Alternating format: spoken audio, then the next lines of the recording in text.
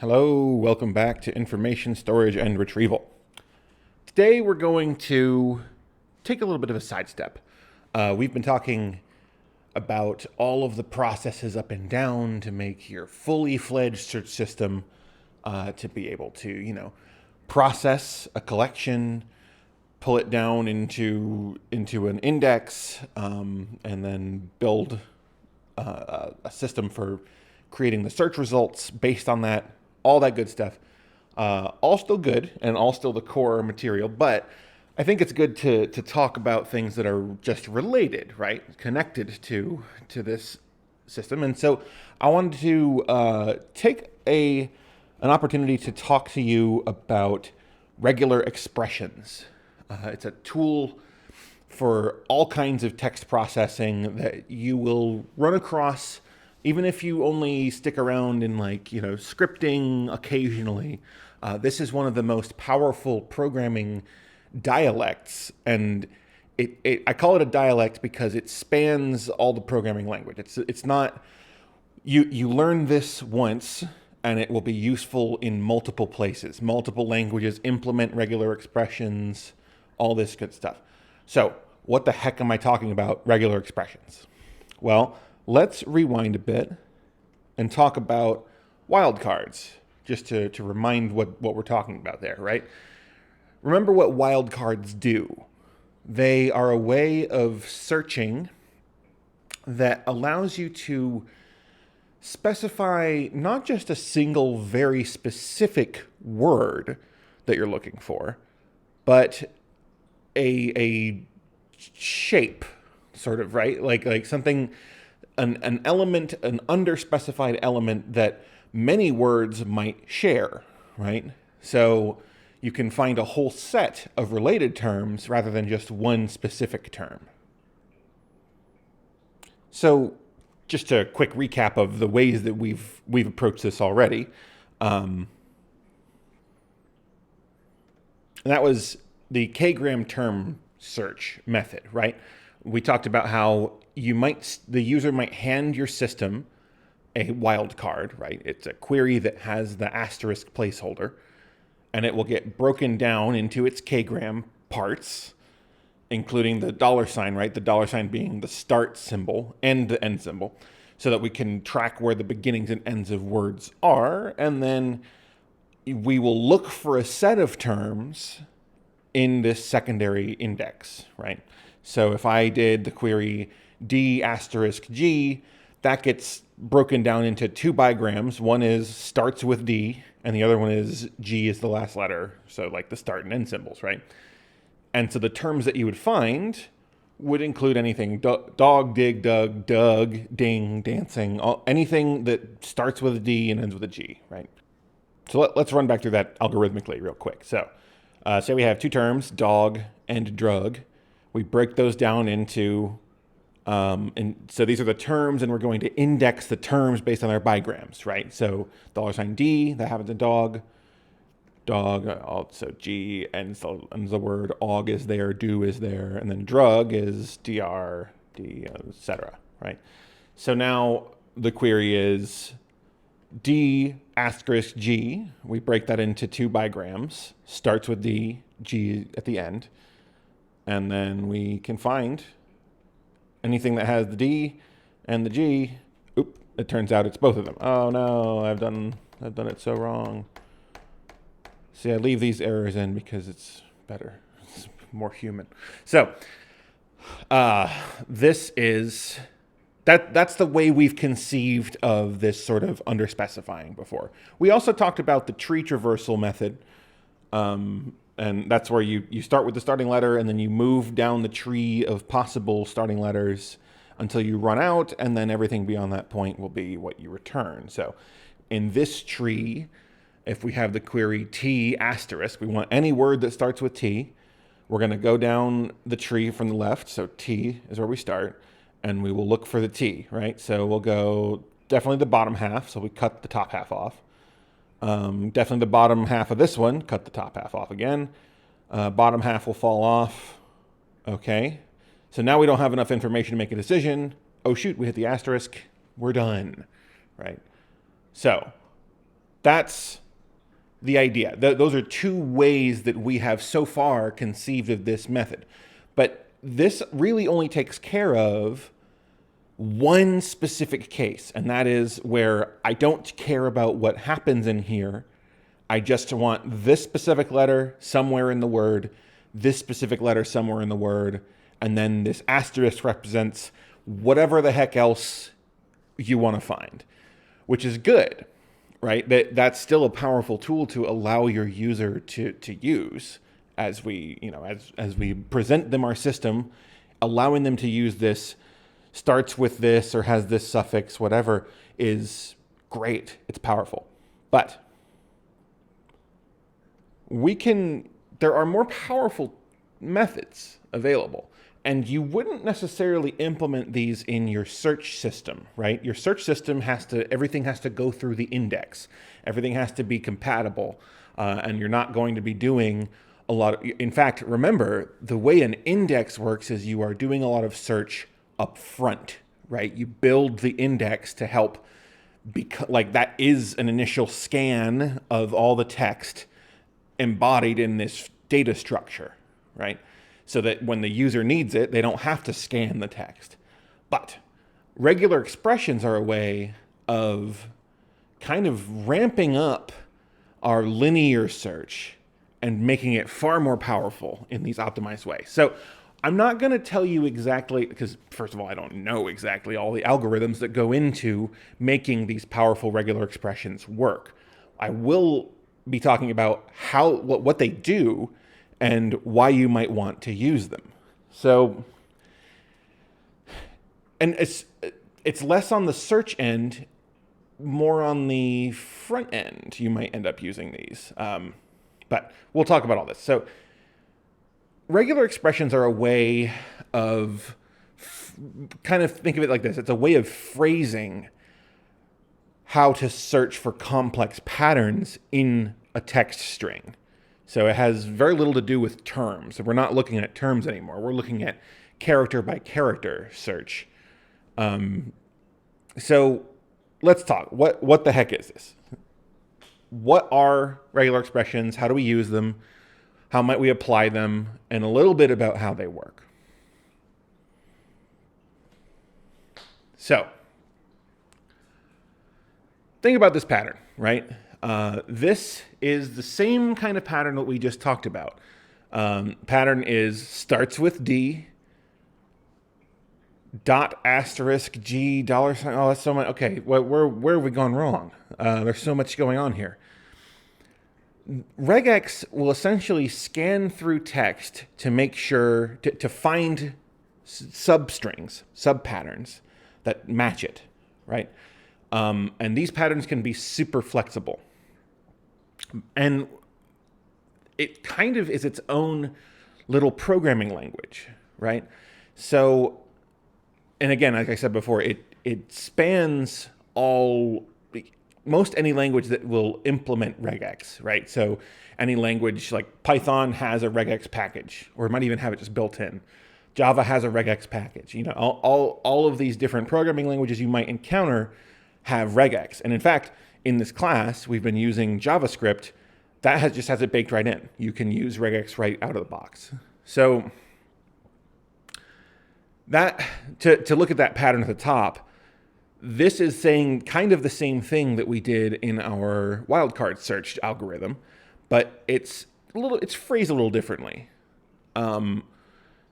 Caret means the start, dollar sign means the end, okay? And then you have this dot star, this dot asterisk. What's going on there? We see the D and the G, that's good. But let's dig in.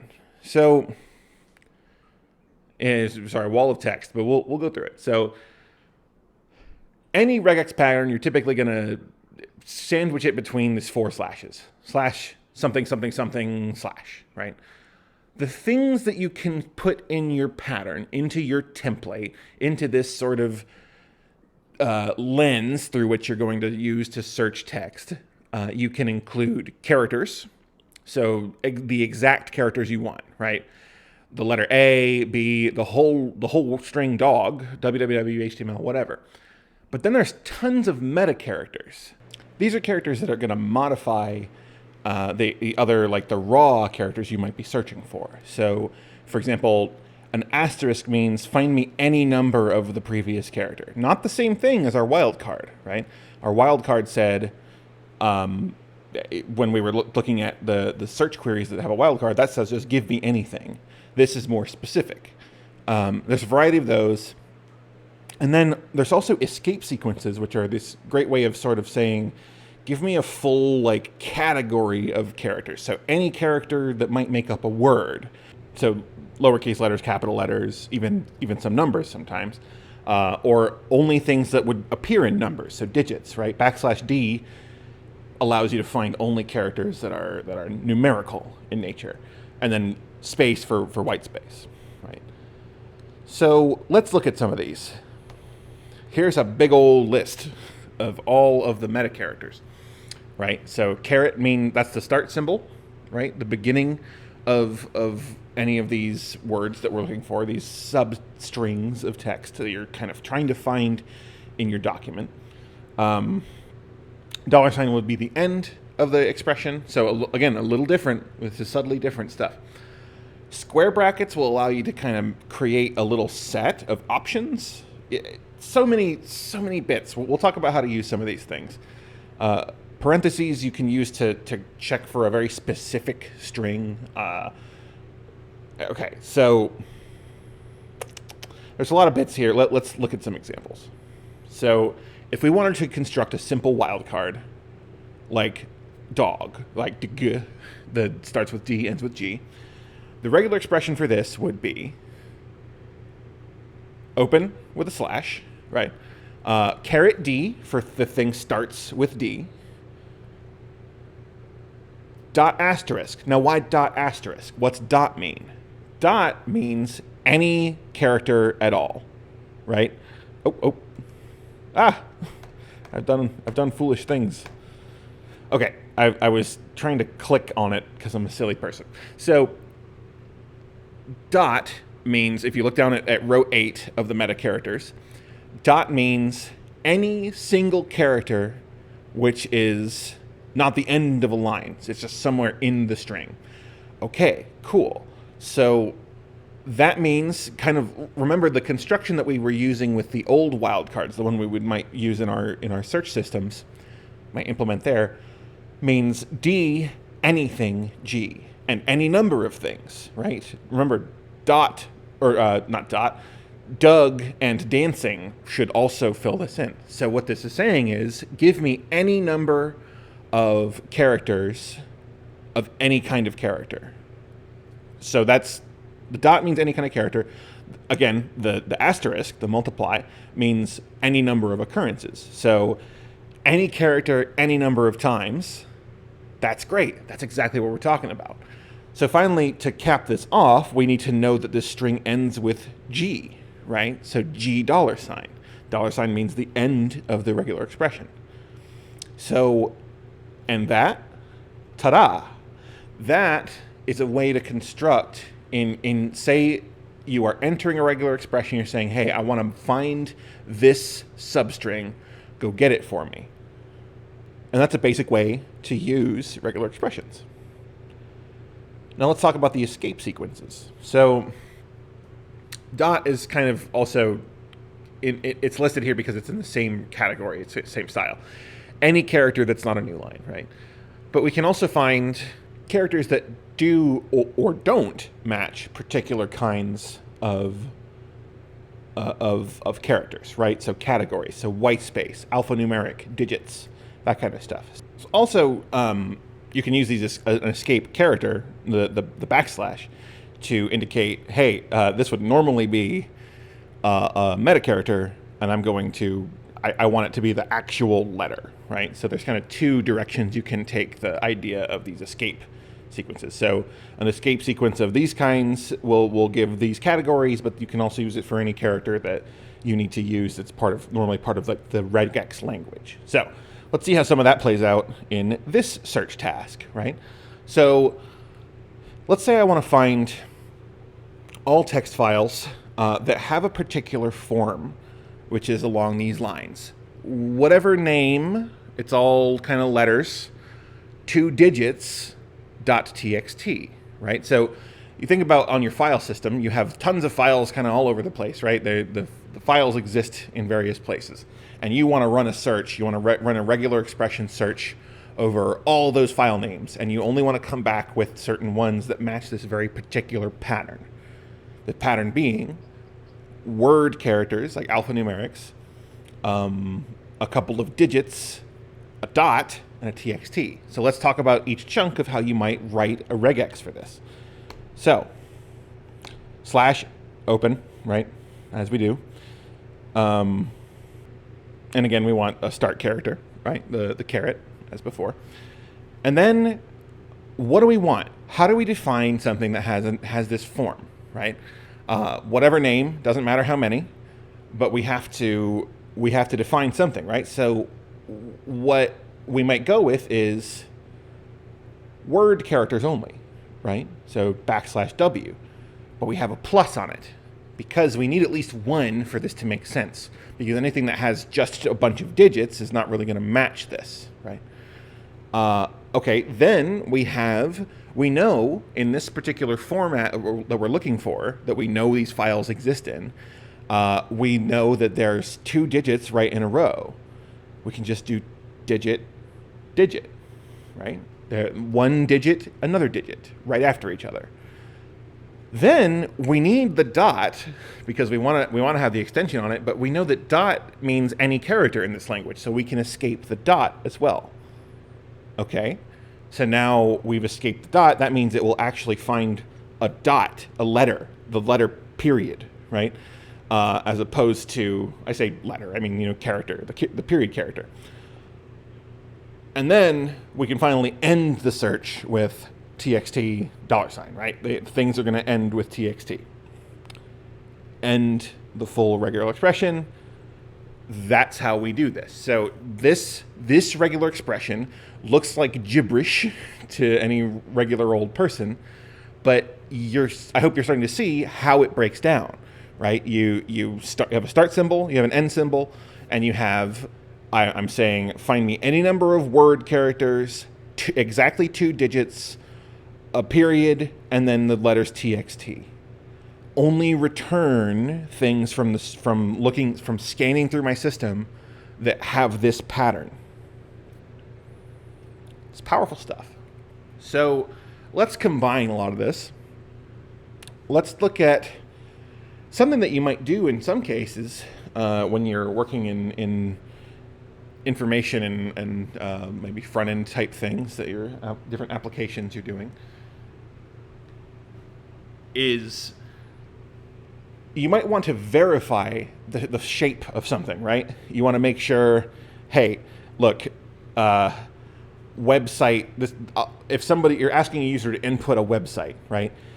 The way that you might check up front that they even did that without having to say, okay, the user wrote, clown dogs and nothing else. That's not a website. That's just a thing. That's a random set of words that they threw together. You can check this using a regular expression. Say, did that match my pattern? The pattern I expect? Let's look at how we might do this. So, think about websites. Websites typically have this kind of form. There's a lot of HTTP stuff. We won't think about that. Just talking about the domains, right? www dot, right? But that's actually kind of optional, give or take www. We don't necessarily need www because a lot of websites will just redirect you to whatever the www was pointing at anyway. So we consider that optional in our check. We also need the actual name of the domain, right? So whatever. For instance, Google, right? We know that the name of the domain is Google, and then the .com is what comes after it. So we have www dot, potentially. We have some domain, Google, for example, and then dot, again, and then one of a small set of possible top-level domains. Coms, orgs, gov, net. There are a boatload more these days, but that's the set we'll focus on for this particular construction. So the goal is we want to build a regular expression that encapsulates a pattern that would only match on website names like this. So let's do one. Open it with a slash. Here's a dense little piece. Let's talk about each part of it.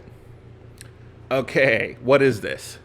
Well, if you remember, parentheses can define a specific string, like a specific sequence within this that you can then do operations on. So open the parens, and we're going to put www and then the escaped dot, because we have to have the escape character to make sure it's not the any character idea. It's the period character. So www dot is a sequence. And then we throw the question mark on. The question mark says the pattern will match if this is here or if it's not here, either way. So what this does is the question mark operates on that entire little subsequence of the www dot. So we've knocked out the first piece, this optional www. Great. Now what?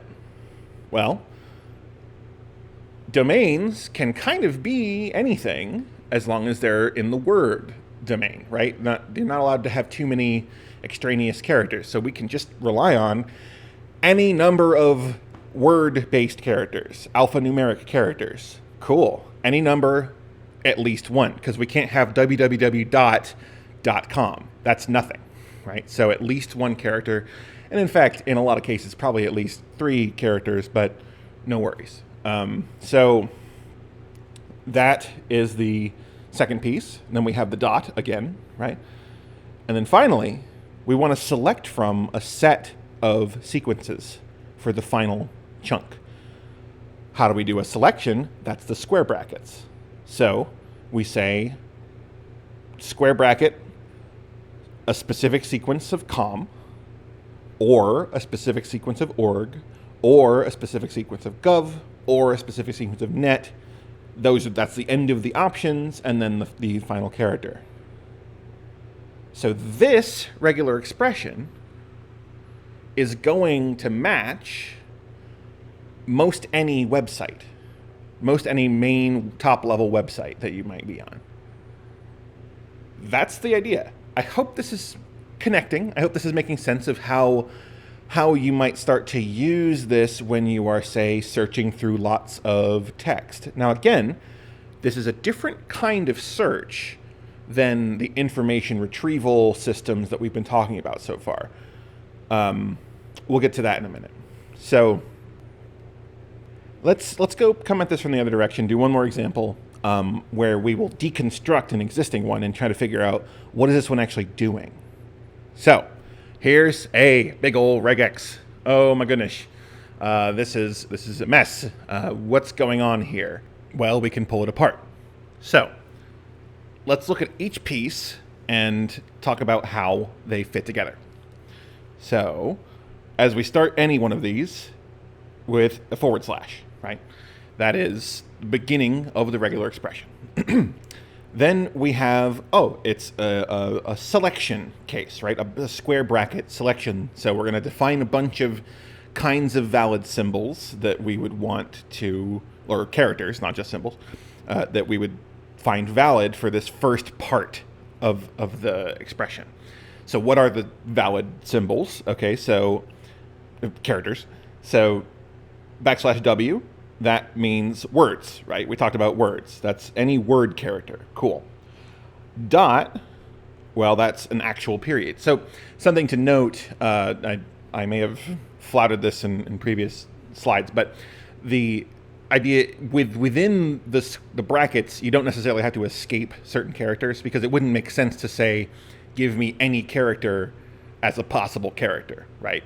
That doesn't even make sense. So within the square brackets, when you're defining possible options, you can leave off the escape character for the period. So W for word type characters, alphanumerics, any period, any underscore, %, plus or minus. Okay, and that's the first set of valid characters.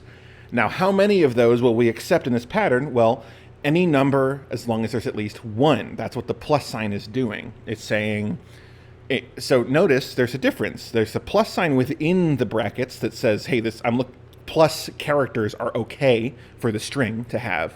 But this one is an operator. This is the meta character that says, okay, any one of those possible characters in the square brackets, now we're going to say, give me as many of those as we care to. Okay, cool. So this defines the first kind of part of whatever it is that we're matching here. Then we have an at character. This should be a kind of a clue as to what we're solving here. This means this is not a special character. It's the character at. This is not like a meta character or anything else. This is an at. So we have any combination of alphanumeric characters, periods, underscores, percents, pluses, and minuses, any number of those, at least one, and then an at symbol, great, and then we have a few more chunks. So what else do we have here? Well, another bracket means another selection, so alphanumeric characters, good, periods, and dashes, okay? We want any number of those as long as there's at least one, and then a period. Okay, so the backslash period when we're not inside of a bracket means this is a period character. And now we're going to go to this, so a new selection so we've got two kind of sections here, right? We have any number of characters of a particular shape. We have an at symbol, any number of characters of a different subset, a period symbol, and then any number of characters in this other way. Well, actually, let's solve this one out before we keep chattering about it.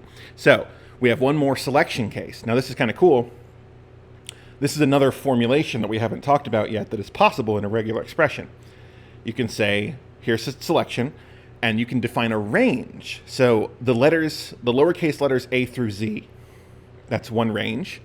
And the uppercase letters A through Z, that's a second range. Those are all options within this optional case.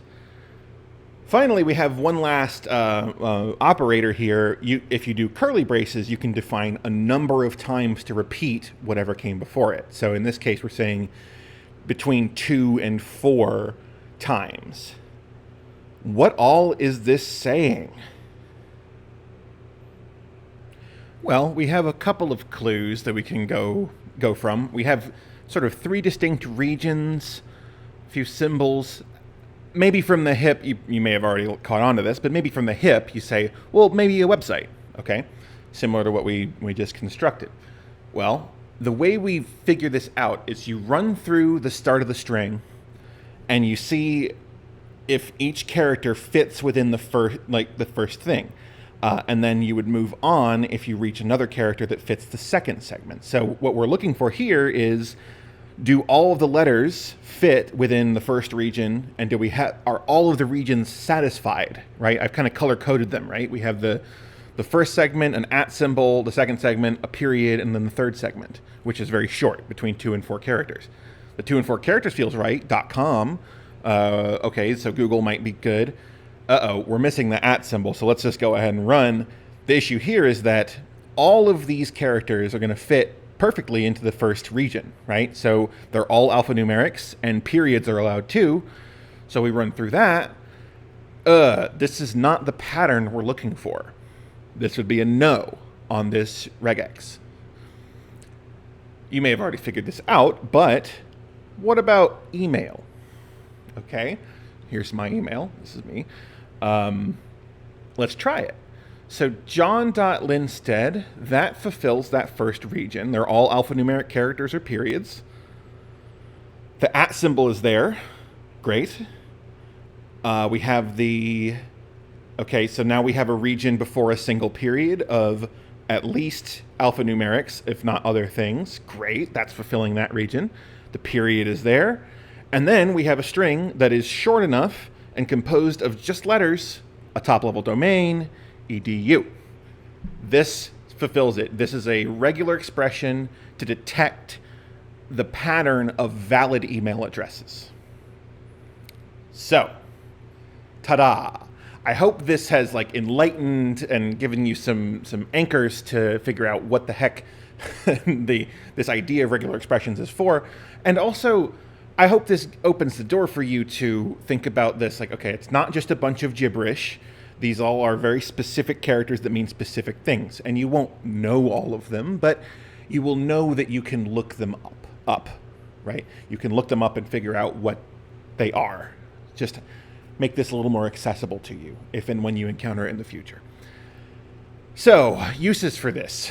If you're going to scan through a lot of text, even if you're editing something, editing a document, you can use this in most search functions will allow you to construct a regular expression, right? So you can detect the pattern, whether or not it exists. You can find it, so you can tell us, in this giant string, what's its location, not just is it there and does it match, but is it in a specific spot. And you can also pull it back, because sometimes, like we said with the searching for text documents, right, you might be able to, you can use a regular expression to go in and say, okay, find me all of the ones that match this and give them back to me, because I don't necessarily know what they are exactly. I just know what pattern they should look like. So, for example, pulling URLs out of web pages, perfect use of a regular expression, because URLs are this highly structured pattern that we kind of know the features of.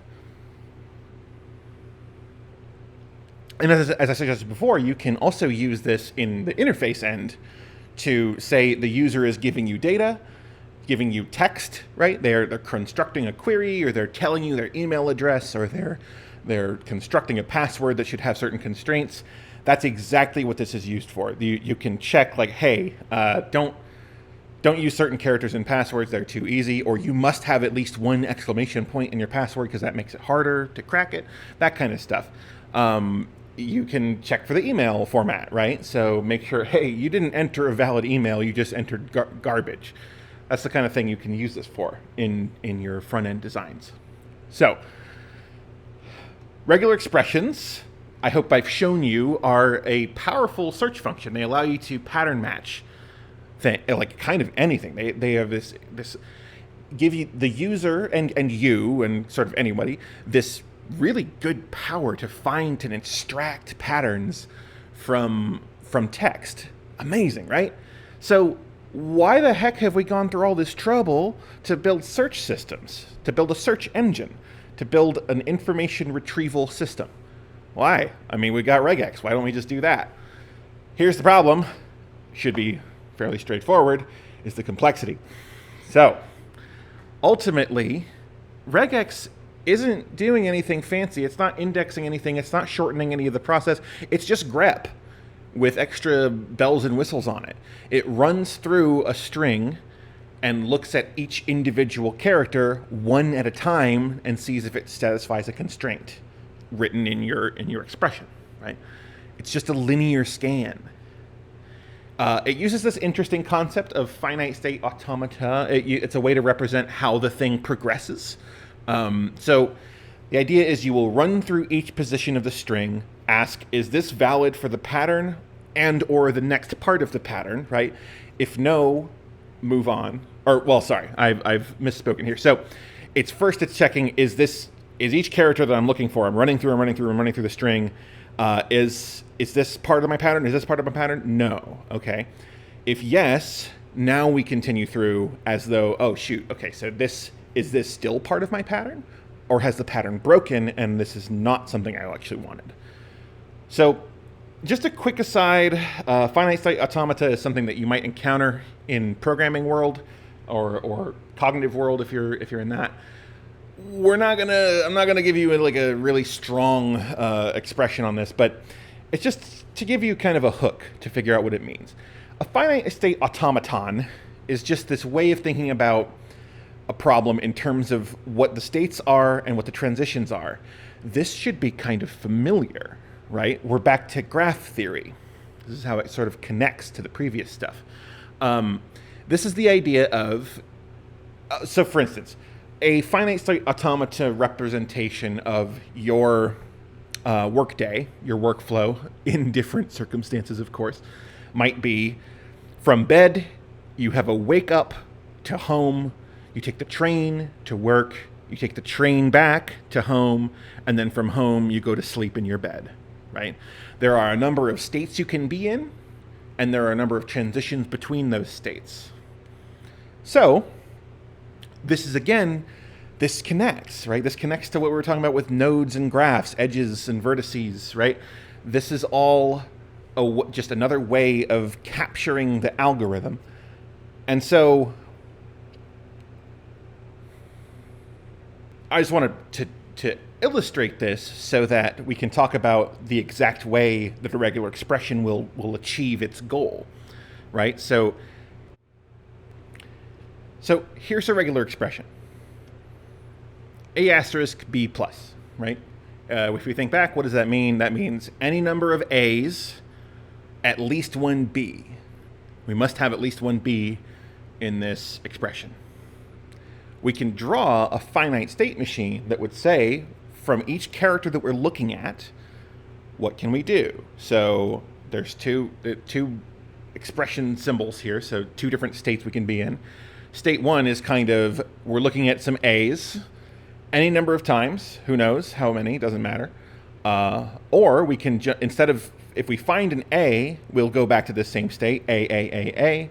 But ultimately, we'll need to find a B to get to the end state of, we can loop through B's again, or we can just finish. So, okay, this is getting into grammars. This is getting into a little bit of that linguistics world. So just bear with it. This is how you can validate. This is how regular expressions validate, right? So what does this mean? What's the grammar look like? So you are in a state when you begin searching, right? So say I'm the regular expression finite state machine, and you've given me this expression, A star B plus. Okay. So when I begin my quest, I'm going to be searching. I'll say, okay, here's a symbol. Oh, it's a Z. That's nothing. Here's a Q. That's nothing. Okay.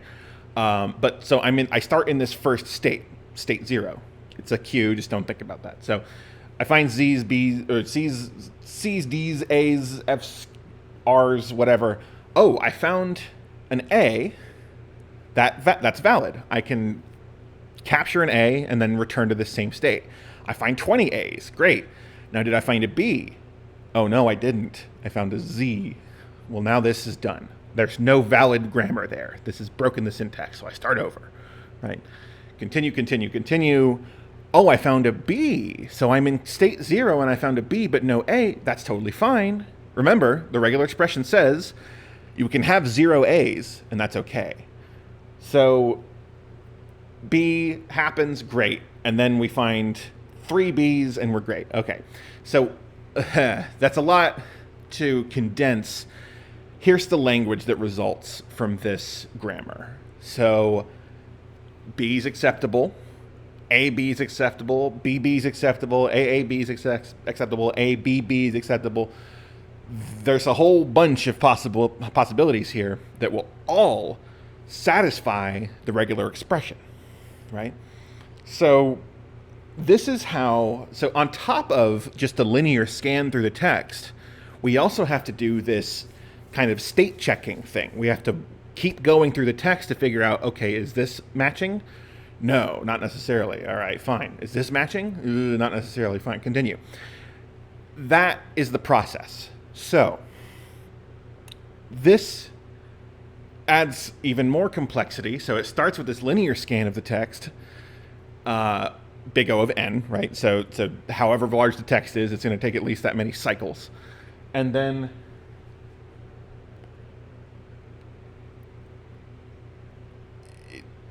we do have to check the pattern, but maybe it fails, and then you just go back. So long patterns, it might be an especially long pattern that could really, really complicate it. So best case scenario, it's linear. Worst case, it might be n squared. Point is, remember, indexed search is nearly constant because you've built the index that has done all the search for you. And it's tough to I believe it's tough to express enough how powerful it is to have this near instantaneous search time. This is why Google takes 0.083 seconds to find you something from among a trillion web pages, right? So regular expressions are extremely powerful, but they are costly. It costs something to run through text and find these really fancy, complex bits of text in a document. So they're powerful. Regular expressions are a really good thing to learn, and it allows you to become really the master of your search when you are working with, text that you are directly working with, not text that you are trying to search a massive set from. But it is linear. It's slow. If you're scanning 100,000 documents, it could take minutes, hours, or days, depending on how complexity it is, or how complex your regular expression is. So, takeaway. Regular expressions, regex, is a great language, in quotes, to learn in the field of information science. And if you need tutorials, they exist online. I just hope I've primed the pump for you to understand, if you need to find a complex pattern, you might be able to do it with regular expressions. But it's not index search. It's more just fancy grep. So learn to use and embrace regular expressions. But know that it's not fast because it's not an indexed process. And one last sort of conceptual thought that might help figure out where this fits among the programming world is, as a friend of mine put, she's a linguist, regular expressions are to any programming language as scientific Latin is to any spoken language. Meaning, if you learn how it works, it doesn't matter what language you speak, you can still use it successfully, right? What's the Homo sapiens sapiens, right? That's the name of our species, right? It doesn't matter if you say that if you are speaking Spanish, English, Japanese. That is always the same construction because it's sort of been decided on as the scientific language of choice. So the point is, if you learn regular expressions, it is a powerful tool that will always stick with you. So I'm just giving you the push. You should consider trying to figure these out because they'll stick with you. Okay, anyway, that's it. Final thought. What are some other patterns that are structured enough for regular expressions to match? 1, 3 of them, 10, 50? Once you start looking at text in terms of its structured patterns, you can start to see it kind of everywhere.